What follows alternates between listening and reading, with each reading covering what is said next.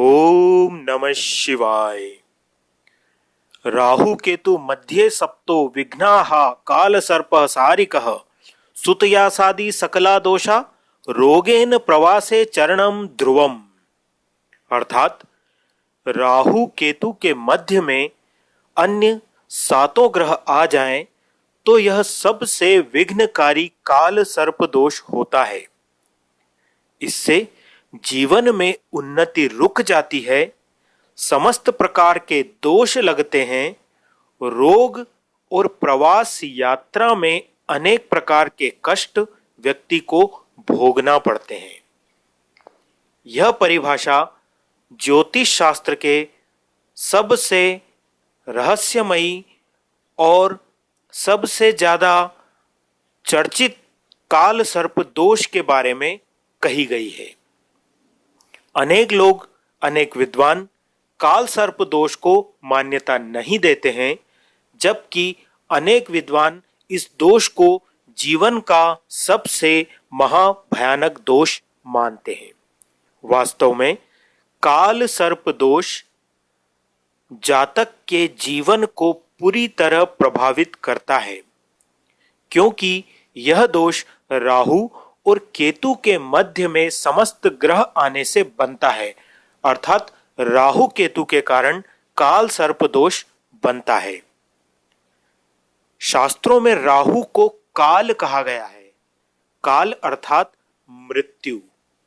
मानसागरी के चौथे अध्याय का 10वां श्लोक कहता है, शनि, सूर्य और राहु जन्मांग में लग्न में सप्तम स्थान पर होने पर सर्पदंश होता है। इसी से अंदाजा लगाया जा सकता है कि राहु से बनने वाला काल सर्प दोष कोई मिथ्या या काल्पनिक नहीं है। इस दोष का अस्तित्व होता है और यह जातक के संपूर्ण जीवन को प्रभावित करता है।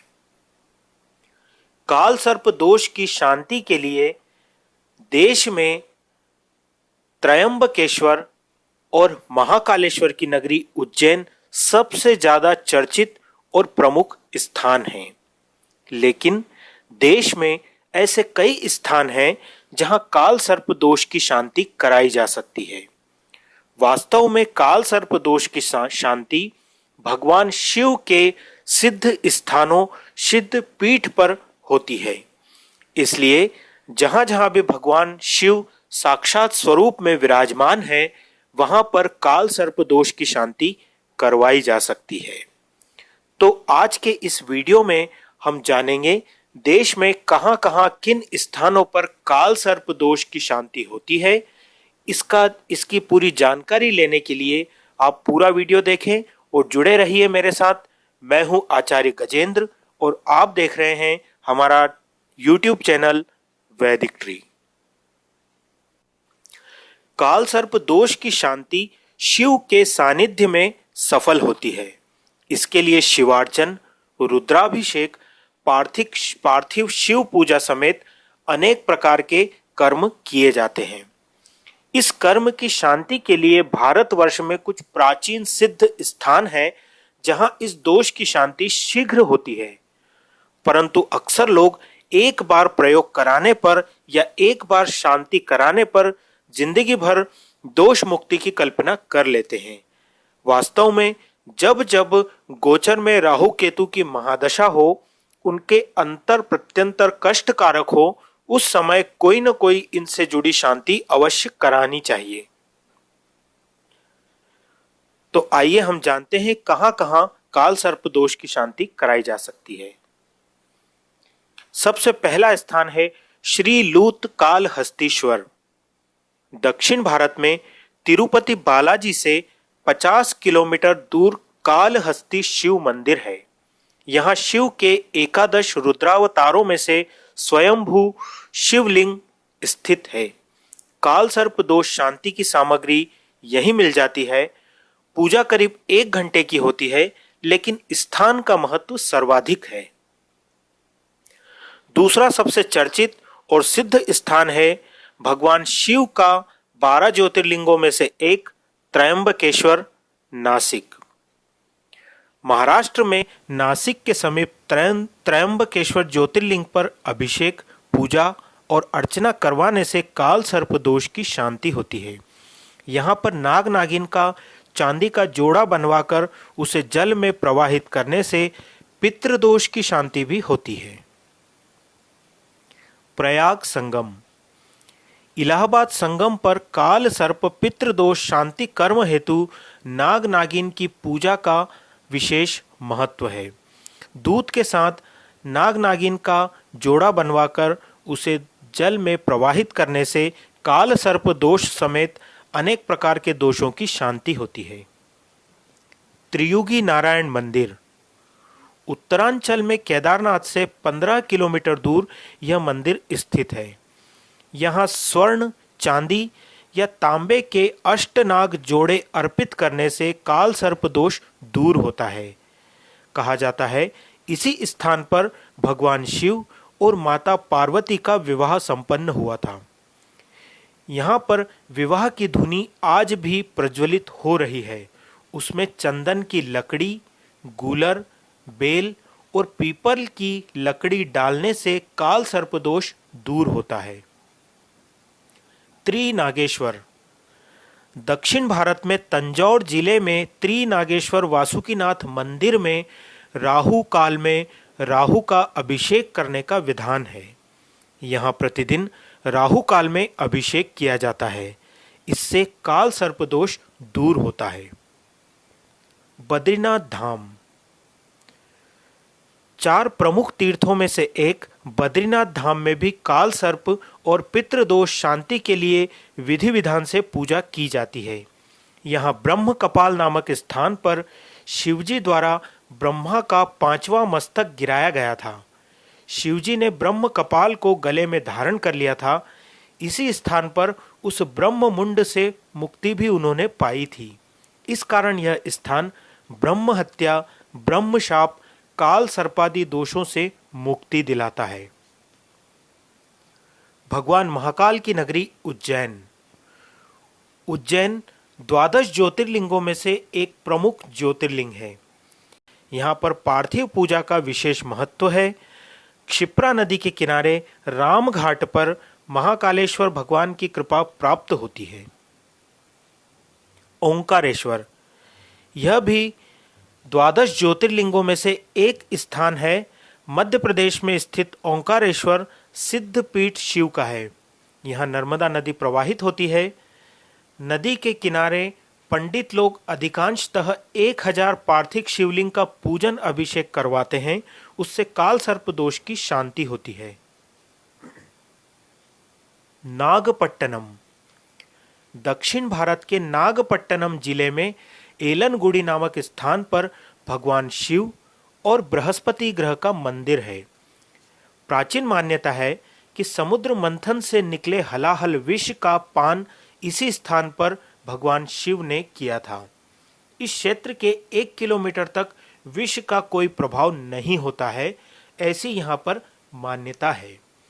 इस मंदिर की 24 परिक्रमा करते समय प्रत्येक परिक्रमा में एक दीपक अर्थात 24 दीपक प्रज्वलित करने से राहु एवं बृहस्पति की कृपा प्राप्त होती है और व्यक्ति दोष मुक्त होकर सुखी हो जाता है। नागलिंगेश्वर। उड़ीसा की राजधानी भुवनेश्वर में प्राचीन नागलिंगेश्वर मंदिर स्थित है। लगभग 1000 छोटे बड़े प्राकृतिक शिवलिंग इस स्थान पर बने हुए हैं। ऐसी मान्यता है कि लिंगेश्वर महादेव पर स्वर्ण, चांदी, तांबा या अष्ट धातु के नाग चढ़ाने से कामना अवश्य पूर्ण होती है। इस मंदिर का जीर्णोद्धार भगवान परशुराम ने करवाया था।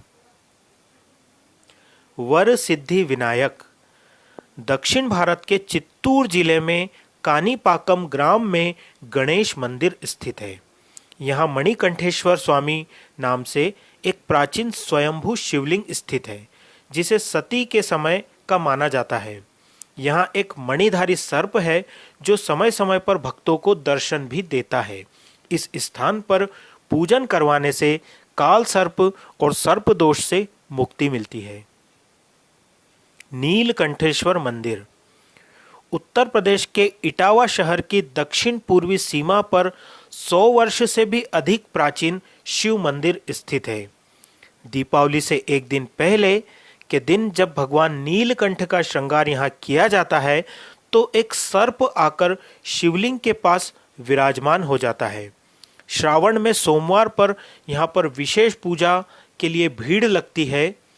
यहाँ पास में टीले पर अमुनिया नाम का एक वृक्ष है जो दुर्लभ है तथा 100 वर्ष से भी अधिक प्राचीन बताया जाता है। इस पेड़ पर एक विशेष प्रकार का फूल खिलता है जिसकी आकृति ठीक शिवलिंग के ऊपर चढ़े हुए सर्प की तरह होती है। यहाँ पर भी काल सर्प दोष की शांति का प्रमुख विधान कराया जाता है। यमुना का तट उत्तर प्रदेश में मथुरा, वृंदावन और इनके आसपास यमुना नदी बहती है। यमुना को यम की बहन बताया गया है, अतः उसकी प्रसन्नता से काल सर्प दोष से मुक्ति मिलती है। वासुदेव जी भगवान कृष्ण को लेकर गोकुल आए थे, तब श्री कृष्ण के ऊपर सर्प ने अपना फन फैलाकर रक्षा की थी। अतः नरक चतुर्दशी व यम द्वितीया को नाग पूजा व दीप दान करने से संकट से मुक्ति मिलती है। नर्मदा का तट मध्य प्रदेश में महेश्वर, ओंकारेश्वर आदि स्थानों पर नर्मदा प्रवाहित होती है।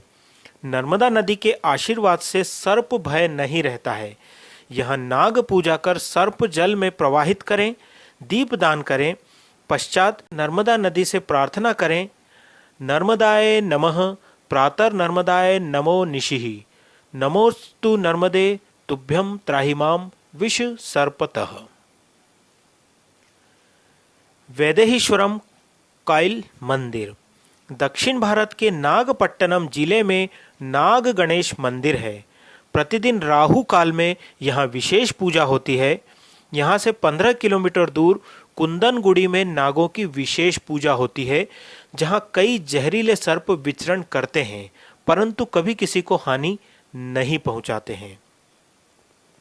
नागदा मध्य प्रदेश के नागदा शहर में महाराज जन्मेजय ने सर्पनाश हेतु यज्ञ किया था, इसलिए यहाँ काल सर्प मुक्ति हेतु पूजन किया जाता है। इसी कारण इस स्थान का मूल नाम नागदाह है। यहाँ पर यज्ञ किया गया था। उस टीले पर आज भी वहाँ की मिट्टी राख के समान प्रतीत होती है। पंच तत्व शिवलिंग 12 शिवलिंगों की भांति दक्षिण भारत में पंच तत्व शिवलिंगों का विशेष महत्व है। यहाँ भी काल सर्प दोष की शांति की जा सकती है। पृथ्वी तत्व शिवलिंग कांची काम कोटी के निकट एक आम के पेड़ के नीचे अवतरित होने के कारण इस शिवलिंग का नाम एकाम्रनाथ पड़ा। यह आम का पेड़ हजारों वर्ष पुराना बताया जाता है। इस पेड़ की विशेषता यह है कि इस पेड़ से स्वतः चारों दिशाओं में गिरने वाले आम्र फलों का स्वाद अलग अलग होता है। जल तत्व शिवलिंग तिरुच्ची के निकट स्थित यह शिव मंदिर जम्बुकेश्वर के नाम से प्रसिद्ध है। यहाँ पार्वती जी ने कठोर तपस्या करके शिव को प्रसन्न किया था। जल क्षेत्र में श्वेत जामुन के पेड़ के नीचे अवतरित होने से जम्बुकेश्वर शिव नाम पड़ा। मंदिर के शिखर की ऊंचाई 217 फुट है। यहाँ विश्वामित्र, पतंजलि, अगस्त्य तथा रमण महर्षि ने तपस्या की थी। देवी रूप में पुजारी स्त्री का रूप धारण कर यहाँ मध्याह्न में पूजा करते हैं। वायु तत्व शिवलिंग श्री लूत कालहस्तीश्वर जो तिरुपति बालाजी से 50 किलोमीटर दूर है, यहाँ वायु तत्व प्रधान शिवलिंग का प्रादुर्भाव हुआ था, जहाँ शिव ने लूत अर्थात मकड़ी और काल अर्थात सर्प, हस्ती अर्थात हाथी को मुक्ति प्रदान की थी। लिंग का सूक्ष्म निरीक्षण करने पर पीछे निचले भाग में मकड़ी, बीच में सर्प व निचले भाग में हाथी दांत का आकार स्पष्ट रूप से दिखाई देता है। इस शिवलिंग का स्पर्श नहीं किया जाता है। पुजारी भी बिना स्पर्श के ही पूजा करते हैं। स्पर्श करने पर अनिष्ट की आशंका रहती है। यहाँ पर राहु दोष, पितृदोष, काल सर्प दोष की शांति हेतु अभिषेक किया जाता है। निसंतान को संतान की प्राप्ति होती है। यहाँ सूर्य, चंद्र, लक्ष्मी, विष्णु, सुदर्शन चक्र, अगस्त्य, रावण, राजा नहुष एवं अनेक देव दानवों ने तपस्या की थी। भगवान राम ने शिव के कहने पर मंगल को प्रसन्न करने के लिए यहाँ कार्तिकेय की आराधना भी की थी। आकाश तत्व शिवलिंग। चेन्नई से 200 किलोमीटर दूर चिदंबरम नामक स्थान पर भगवान शिव आकाश तत्व शिवलिंग के रूप में प्रकट हुए थे। शेषनाग तथा शेषनाग अवतार पतंजलि की जन्मभूमि भी यही स्थान कही जाती है। तो मित्रों, यह थी काल सर्प दोष शांति कराने के प्रमुख स्थानों के बारे में जानकारी। यदि आपको जानकारी पसंद आई हो या काल सर्प दोष से संबंधित और भी कोई आपके मन में जिज्ञासा हो, प्रश्न हो, तो आप निसंकोच कमेंट बॉक्स में लिखें, मैं उनका उत्तर देने का प्रयास करूंगा। धन्यवाद।